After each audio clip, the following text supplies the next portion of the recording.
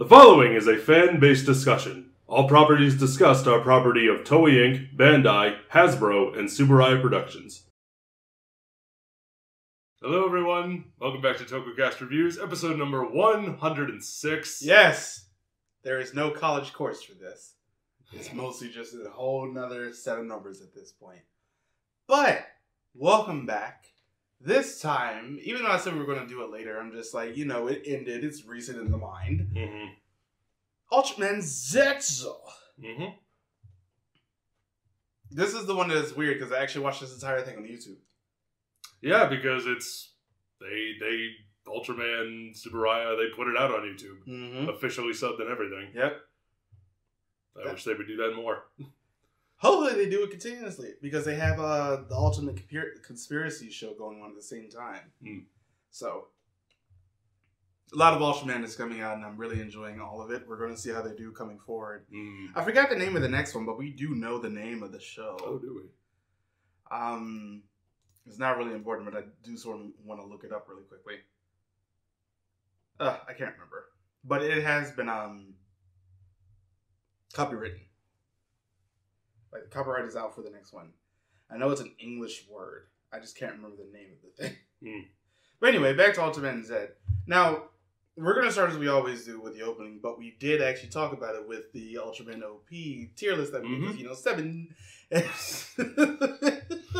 wondered if you were going to bring it up or not. Of course I would. But yeah, we, or at least I, absolutely love this opening. I think it's fantastic. It's sung by the same guy who did the One Punch Man opening theme song. It's glorious. It puts you in such a mood. It gets you ready to punch a bitch. And I'm just like, I'm here for the pure excitement of this show. It's him holding that first note for as long as he does. As you carrying the energy throughout. It's a good song. Yeah. I think it's a good song. It's great. But let's get to the actual show. Oh boy. I got a lot of thoughts. Well, we don't have to do it, thing by thing unless you want to go and touch on specific things as they go along. Because we do have Celebro in the first episode coming down and getting beaten by Zed. And with Ultraman Zero being transported to another universe for a little bit. Yeah, when that happens. And then he beats Celebro and it takes over some guy. One piece of it takes over some guy who does the cleanup of the monsters. Yeah, which he works in the R&D facility. I like that they explored that. It's like, who takes care of the after? These people. It's like in Pacific Rim when you see the people doing cleanup. Yeah. After the kaiju battles. This is makes sense. Give somebody something to do. How do you feel about the show as a whole? I like the show as a whole. It does feel a little bit rushed towards the end. On the whole, I was pretty disappointed with this one. Really? Yeah. I like this one because I like the characters a lot. I don't think it's bad. Oh, no, it's not. I don't think it's bad. I think some aspects of it are really strong. But the repetition with which Ultraman is consistently relying on... How do you mean? The way they keep reusing, whether it's themes, whether it's story beats, whether it's characters or monsters or villains, whatever, the way they keep going back to the well, it's really starting to run dry for me. And because of the constant reuse of old monsters instead of creating new ones? It's not just reuse of old monsters, it's how the monsters are used. Almost the same a lot.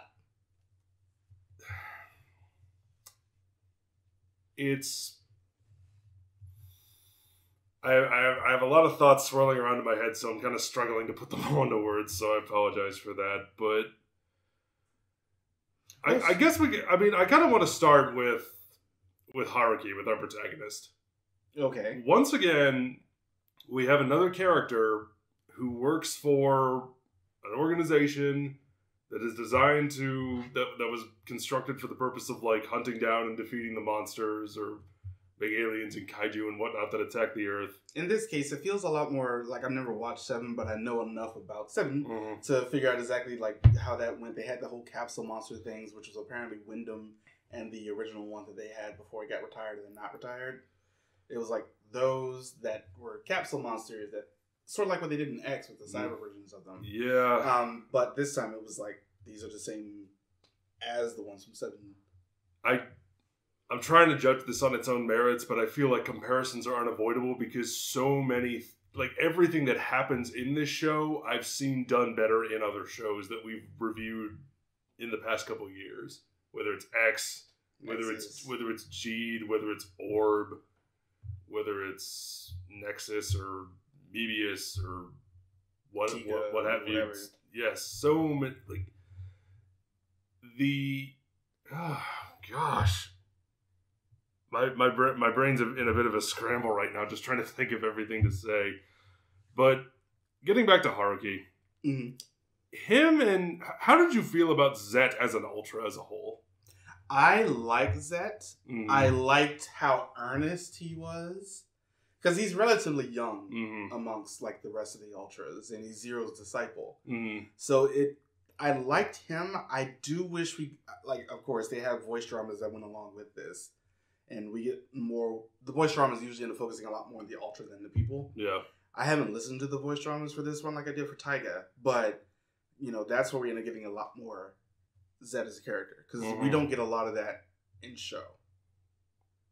He's sort of skimped over a little bit, but I think this is sort of like the antithesis to what we got in Taiga, where we've spent so much time with those three. With the three, but we still didn't learn anything about them until the voice dramas. True. Zet and Haruki's relationship, I also feel that Zet was kind of glossed over in the show as a whole. Haruki is an okay protagonist. I actually quite like him. I liked him too, but he just, at the end of the day, at the end of the show, he possesses so many qualities that we've seen other Ultra protagonists have. So many background traits, so many... Everything from his job to the way he interacts with his co-workers to the way he interacts with his Ultra. We've seen so many of this done before, but done better. As an example, I would say X. Yeah. X, to me, Ultraman Z felt like a worse version of X. I would agree in some aspects, yes. I feel like his relationship with the Ultra, the co-workers as well, while I think they were all played well, I think they were all cast well. Yeah. And I think each one at least got a good moment. In X, everyone got an episode or more. And I felt like everyone was so much more fleshed out. A lot of it in this one is based around the actual... This show is about, 20-ish or so episodes long. 25, and... Which is 24 because which is standard for Ultraman. Yeah. And usually I like that. But in this show in particular, it felt like they didn't flesh everything out enough. Yeah. And I think this mostly comes down to main scientist woman, not Yoko. Oh, we have two I know who you're talking about. Yeah. Let me get her name. Because there are a lot of names in this show that is Yuka. Yuka Ota. Mm-hmm. I felt like she got the short... I mean, we had an episode focused on her. But even still, I feel like I didn't really know her. I liked her. I feel like we got to know her enough. I feel like she was one of the ones we got to know enough because there's so many moments of her being so excited. I loved her energy and how excited she was to either... see the aliens in action, see Ultraman in action. That one moment where she talks about, it's like, oh, that alien was so cool, I want to dissect it, and then Juggle spits his coffee out. And then, like, it's an episode of freaking Looney Tunes. He looks to the camera and goes, and then we iris out on him. Like it's an episode of Looney Tunes. We will talk about Juggler. Juggler. Because he's back. Hibikura. Yeah, we'll talk about him later, because I do want to spend a significant amount of time on him. The director. Oh, you mean the Ringmaker from Wizard? Yeah, same actor. You see him in the opening of every He's but there. he's not But there. he's never in the show, and No. then towards the end of the show, he becomes like the main human antagonist. Which, in all honesty, if they I like that. I actually love that idea. But if they would have made that happen either earlier, or we got to spend more time with the actual director. If we had spent more time with the director, if they'd done it earlier, if they'd have given it more time. Also, his reasoning for why he's doing what he's doing just didn't make a lot of sense to me. Celebros? No, the director. What do you mean? Just like the way he shut everything down and the That way... wasn't him. By that point, he was possessed. Right, but... Which makes sense. The whole Celebros thing, I just wasn't a big fan of that angle. I didn't feel like he was needed in this show. He did feel like a significant... The way he tried to be A-plot, ended up being Z-plot. Because in so many episodes, they keep cutting to that worker that he possessed. Mm-hmm. They keep cutting to him, like, doing stuff and fiddling around in the lab, and it never really amounts to anything other than a monster. We never get any grand sense of his plan. No, we don't. And aside from, I'm going to summon a monster and I'm going to destroy stuff. I feel like the smartest thing they could have done there is if they showed Celebro body hopping more often. More often, and also if they'd have given us more of a window into his thoughts. Yeah.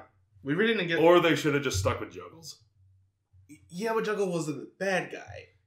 He isn't the bad guy this time around, and I almost wish he was. The thing is, this is post-Orb. They set that up 9 year immediately, so there's no way that he was going to end up going just back to what he was. Yeah. Because this is also post-G. And we saw how he was in G, where he was much more...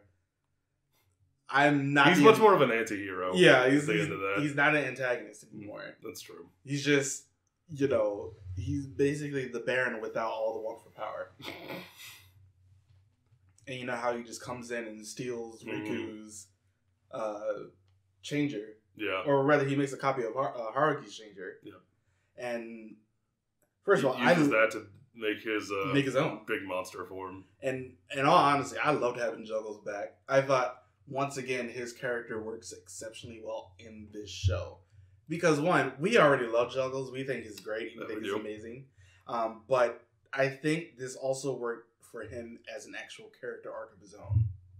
Showing him actually caring for people. I would agree. Especially the people under him. And, him just going around doing alien things. And messing with Haruki for a good portion of it. He's just kind of trolling everyone in this. I love him for it. He's not being evil. He's just trolling people. He's a big troll in the show.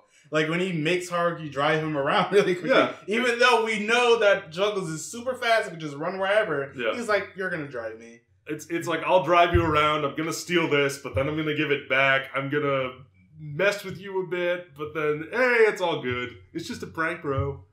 What Juggles does, and I love that. Every single time he was on screen, I was immediately entertained. His actor also did a phenomenal job. Per usual. He has some really funny face acting in this. He's great, and it's good to see this side of him, where he actually gets to explore the human aspect, I guess, a little bit with being Heavy Girl, which is just, it has the word snake in it, which I think is just hilarious. Oh, really? Yeah, Heavy. But actually seeing him just interacting with the people who are under his command and not coming off as still a little bit of a troll as a commander, but he's always willing to take control whenever it's needed. Yep. Which I really appreciated from him. But this also brings me to a double-edged sword. Okay. As much as I loved seeing Juggles again, I don't know that you needed him in the show. I don't know that we needed to have this be an alternate universe. Because that's something I'm really getting sick of Ultraman doing, is the alternate universe thing. Every show that we do, it's an alternate universe. But we can still have past Ultras come in because, we can have Jeed and Zero show up because they are dimension hoppers. That's what they do. But the fact that every show has to be like, oh, it's an alternate universe. So here we have it's like we're seeing the same timeline played out every single time. Here's an organization that is designed to combat kaiju threats. We have our protagonist, he bonds with an Ultra, monsters show up, and you know, there's some villain who's harassing him. There's maybe some sort of grand scheme of things going on. I feel like this is especially... Eventually, past Ultras are going to show up. That's what all the forms are based on, again, is past Ultras. See, it's weird because, like, both Taiga and Zed sort of have the same issue. Weirdly enough, RB didn't, or Rube didn't, because of the fact that the Ultras never had a personality in that one. It was solely the brothers. It was them. And also because of the fact that's what G did too. But G was also the Ultra. That's one of the things I loved about G is that we got that unique take on it of his he is the Ultra. We're seeing this whole show we're seeing from his perspective. And then in this one we're going back to the dual perspective thing, but we only really see one side of it. The problem with, like, Rube didn't do it because R and B weren't the full Ultra. So it made sense that you never heard him because it wasn't completely put together. But with something like Taiga and Zed, it is two separate Ultras, but Jeed, of course, Jeed really did it the best because he was the Ultra, but he didn't, it was him growing into becoming that. And it was good to see Riku in this because he's in this show for a total of 2 episodes, mind you. And I think he shows up once at the end. He shows up at the end. But we do end up getting like some great moments, like that triple fight between, well, I guess a quadruple fight, but it was a 3-on-1 with G Juggles. It was a handicap match. Yeah, G Juggles and Zed all just fighting that one monster. Speaking of which, the camera angles in this show get crazy. Okay, let's talk about something I liked. The action and effects in this show are some of the best they have ever been. Not just in Ultraman, but Toku. The fight choreography, there's a good sense of scale. When he's in, I forget the name of the form, but the wrestling form. Oh, the fire one. The fire one. Yeah. When he gets that, we get just like great wrestling moves, really good camera angles to show it off. We even get a little bit of him as a normal person, like normal-sized person. Which I love. Like they said, it can't happen all the time because it does have a much shorter time limit. Yeah. But that's something I really like from Gaia. Yeah. Where we got to see them fighting human size. Yeah. I just thought that was cool. And we get to see it happen here, but I think it's in a much better story context. Beta Smash. Beta Smash. I really like all of his suits. I want to talk about one, but I want to talk about this one later. Okay. I want to talk about Gamma Future a little bit later in comparison to Delta Rise Claw. Or just Delta Rise. Which I loved that it came from Jeed. So because of the fact that the main weapon came from Jeed, it was a Belial-shaped sword. It was a Belial-shaped sword that also had his personality. Yeah, but without all the evil. But without the evil. Yeah. It was just, I want to cut things. It was you know, you can't pick me up until you tell me why it is that you want to wield me. And then he tells him why, and then his response is always, amusing. I shall do that. I shall cut that. That sounds fun. That I liked. Yeah. But I also think he has too many forms. I think he has one too many, and that one too many is called Delta Rise. And the reason I say that, and I'm going to say this right now, Gamma Future is exceedingly powerful as a form. Yeah. That should have been the final. It should have been the final, and when it comes in the story, it feels like it should be the final, but then he gets Delta Rise Claw because... And even still, the only thing that Delta Rise Claw has is power. Right.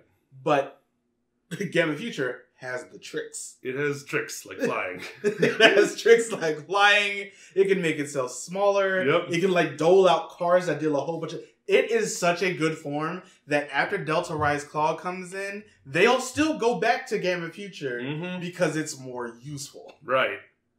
But because I have to do my finisher and I have to sell toys, we have to have Delta Rise Claw. And it just feels so unnecessary. It really does. I don't think it's a bad suit. No. I don't think any of these suits are bad, but from a story perspective... It just feels completely unnecessary. Yeah. And another thing that this show does, the fact that they keep... This is one of the problems I think that we come to with reusing monsters, and it isn't just the aesthetics, it's inconsistent power levels again. A monster will show up that we have seen in, you know, whether we saw it in X or Jeed or Nexus or whatever, and they'll beat it, but it will be in a different way and with much more of a struggle this time around. Mm-hmm. And they have to constantly rewrite how powerful certain kaiju are so that Ultraman has to get a new form, or more specifically, just a new weapon now that he can hit them in just the right way with in order for them to die. I understand, like, if they give it or make it a powered-up version of that original monster, which they have done. So, it's like, even if you end up doing that, okay, I get it. Mm-hmm. But at the same time, if you are stuck with monster number 444 that we saw way back in Ultra Q. Yeah. It's just like... You know what it reminds me of? Imagine you have a sweater that you really, really like, and you've been wearing it for years. It still fits great, but it's like full of moth holes, and it's frayed around the edges, and one of the sleeves is coming off. But the colors are really, really nice. So you just keep wearing it. It just feels comfortable, so you keep going back to it. That's what this feels like. When you have a show that has this good of production values, because as I said, like, the fight choreography, the cinematography, the effects are phenomenal. Yeah. But when you see this incredible looking fire effect come out of a monster that looks like it was designed in the 50s, which, to be fair, and moves, like, that suit just looks so uncomfortable and unwieldy. Yeah. It's like, it doesn't look scary, it doesn't look intimidating, it looks silly in this context, and then, so you're seeing this suit in, like, you know, in HD, with bright colors and great contrast and great effects, doing this, like, fire blast out of its mouth when its mouth can't even move, and it's just so at odds with itself. Yeah. It's like oil and water. It just doesn't mix. It's like we don't see every monster every season. Like, of course, they had to introduce some new ones. Like, we didn't see Ella King at all during this one, which is a shame. I'll say this is the only one I'm just like, this is a shame one, because I freaking love Ella King. But I like Ella King too. Other than that, it's just like he was best in Mebius. But it's just like, other than that, you're sitting here just like, no. Actually, I think he was better than Max. But this is just one of those things that we've harped on this before, but you need to retire a lot of these.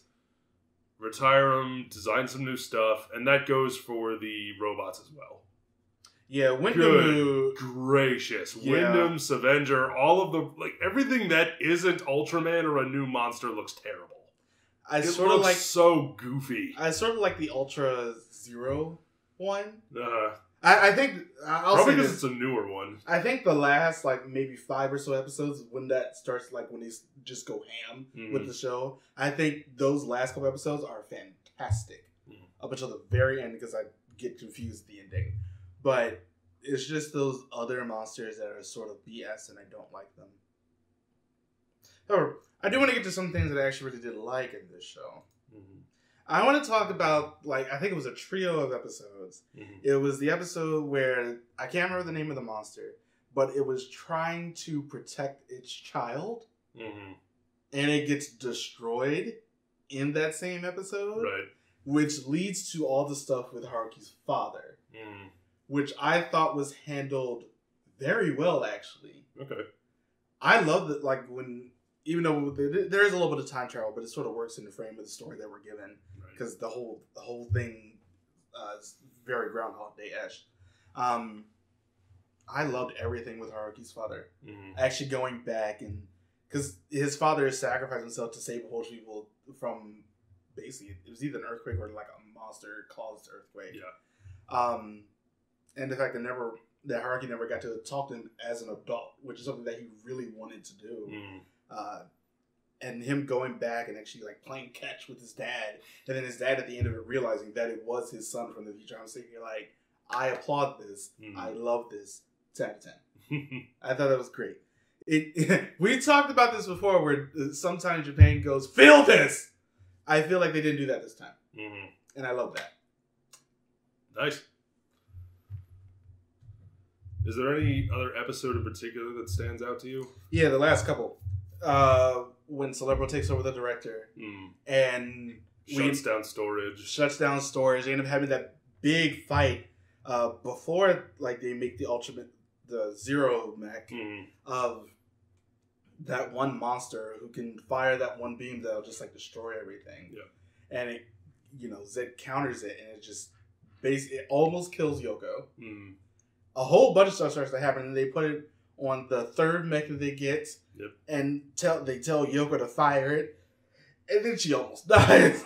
A lot of this, I feel like, I like Yoko. Do not get me wrong. I actually quite like her. But we got jerked around a lot with her. Will she die? Won't she die? Yeah. I felt like just to have an impact, and I understand a lot of this happened after COVID, to have a little bit more of an impact, she should have died at some point. Really? Especially when Celebro took her over near the end of the show. So do you think Zed should have actually blown that machine up with her inside at the end? It should have been accidental. Oh, okay. Yeah. Like, it either should have happened the first time, or maybe the third time. But the thing is, the fact that there are multiple times. Yeah, it does happen a lot. Yeah. I still loved it because they legitimately destroyed an entire city. Yeah. And I loved like the fear that was happening throughout like a whole bunch of people, but the director kept pushing forward because it was Celebro. And then we had that scientist lady who ends up being like a Deuter Agnes, who's just there, and she, for some reason, never, like, you see her contemplate what she's doing, but she never fully pulls back. And I'm sitting here like, sis, you about to kill everybody. I'm gonna need you to stop. She gets it at the end, but I'm sitting here like, there really should have been more consequences for your actions.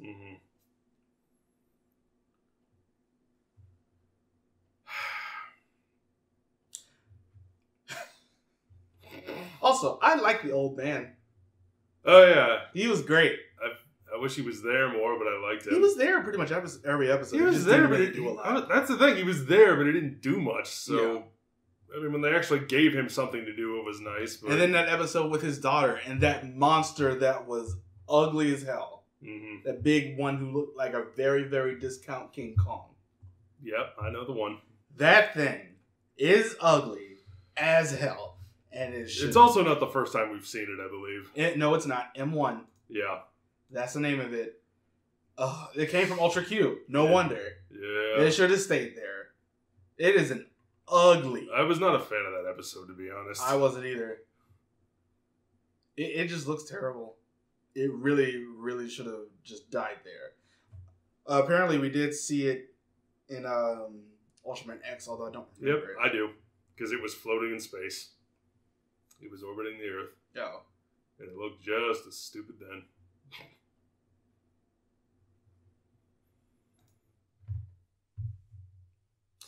I will say though, on the whole, I liked all of Ultraman Z's forms. Alpha Edge, Beta Smash, Gamma Future. I can't say anything more positive about Gamma Future, about how much I absolutely love this form. Because whenever this form came out, the production value skyrocketed. Of that episode, the production value just went, because they just decided to go, let's go full cool with this monster. Bringing out the copies of Tiga, Dinah, and Gaia, and then bringing out the lightning and everything. I'm sitting here like, this form is unbelievable. And I love it for that. Any other thoughts on this? Not like, I liked all of the characters enough. I like the fact that they actually showed Haruki working for his things. Like, actually going out and training. And even though he lost, he just always got up immediately. And was never afraid to fight. I will say at the end of this show, there's like a couple lines where they say that Zed's going to have to leave him at the end of this because Haruki's body can't take it anymore. And for some reason, they renege on that. And Haruki ends up going into space. Yeah, because now it's like, we're going to go travel across dimensions and help people, and he'll most likely guest star in the next show. Yeah, but I'm just like, why? And he'll be less powerful. Yeah, I'm just like, well, why? That's how it works. No, because he won't turn again in the future. Yeah. But I'm just like, why is he... What? Why? Because they probably flip-flopped on something creatively, and I can't help but wonder if this has to do with behind the scenes, they lost their head writer. Did they? Because tragically he passed away. Well, no, that was near the beginning. I know, but still, it happened. Yeah, but it's just like for the rest of the show, they had another writer come. And I don't know how much of the work he finished before he passed, but and a lot of the show ended up being up in the air because of all the COVID. COVID happened like near the middle of production, right? And so you see a lot less people on screen, especially out in the city. Pretty much more often. We're gonna run into that same problem we end up getting to Kira Major in 01. Yeah. Because of they had those breaks in the middle. We're going to talk about them. There's no way we really can't. It's part of production. We're going to have to bring them up when we end up talking about both of those shows. But it definitely does show here on a lesser scale. It shows more in both of those, though. On the whole, the show is okay. I like it, but I left it feeling very disappointed because, again, getting back to my sweater analogy, it's so many familiar elements that we've seen. I think another analogy would be it's like somebody made a cake using ingredients that they've used before, but they just didn't do it well enough this time. They baked it a little too not as long. They maybe use a little too much flour, not enough sugar. The frosting was expired. Who knows? But there are still a lot of positives about this. There are a lot of positives. I like the characters. The action is very good. Yoko being as strong as she was, and the fact that she and Haruki more or less got together at the end before he went off to space. Yeah, I liked their relationship. It didn't remind me of the one in Tiga, but because I felt like it came in a little bit too late here. It came in too late, and I also just didn't feel the chemistry there that much. Same. It didn't, because compare that to... She felt like an older sister to him. It did feel more like older siblings, and also I feel like the workplace romance, again, it's been done better in other shows. Tiga, but also X. Yeah. Daichi and Asuna and X, I thought had much better chemistry, and the relationship felt much more playful and believable. While in this one, it's just like the chemistry wasn't there between the actors, or whether the writing wasn't up to par. I wouldn't say the chemistry wasn't there. It was just a different type of chemistry that shouldn't have gone a romantic way. Yeah, I would agree. There's some really good comedic moments. A lot of them involve juggles. He's just so good. He is great. I mean, he's fantastic in this show. I think all the actors do a good job with what they're given. Rika just comes in, gets new form, leaves. Because his thing got broken, his original transformation device, and who fixes it but Hikari? Yeah. Because he's head scientist fan, number 4. And then, he comes every 2 episodes, which I do love the fact that he sees Hebikura. He's like, wait a minute. And then Hebikura takes him aside like, no, we're not doing that. Not right now. I'll talk to you later.